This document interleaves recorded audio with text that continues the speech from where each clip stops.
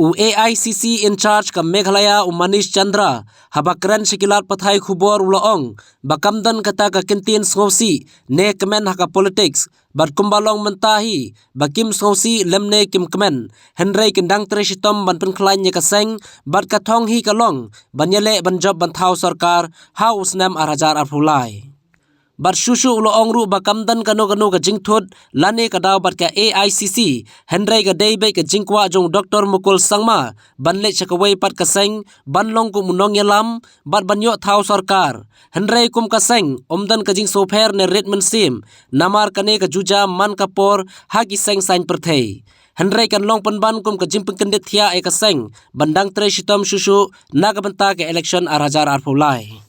Short notice. As you all know, events of the day, we along with our MLAs, PCC President, Working President and some of the MDCs who are present in Shillong today are here to address your questions. And it's open now, whatever you want to ask. It is not a matter of Dr. Mukul only, it is a matter of all 12 MLAs. For us, all 12 MLAs were MLAs. So definitely now they have gone, so nothing more has to be done in this regard. Now what we need to do is we need to strengthen our party, our organization in the seats where these MLAs have gone, which we'll start from now.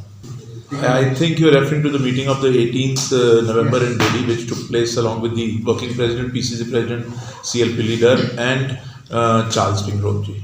That meeting was very well attended, and after the meeting a press note was also issued, duly signed by PCC President and CLP leader. So I don't think anything went wrong in that meeting. In politics, there is no sadness and there is no happiness. See, every day position changes in politics. So whether they had left that time, they were part of the family. Now they've left, they were part of the family. So you are happy or you are sad that they have left? There is nothing like happy and sad. Our main aim is to strengthen our party, that's it, our organization in Meghalaya. And we have to ready ourselves for 2023 elections. That is only our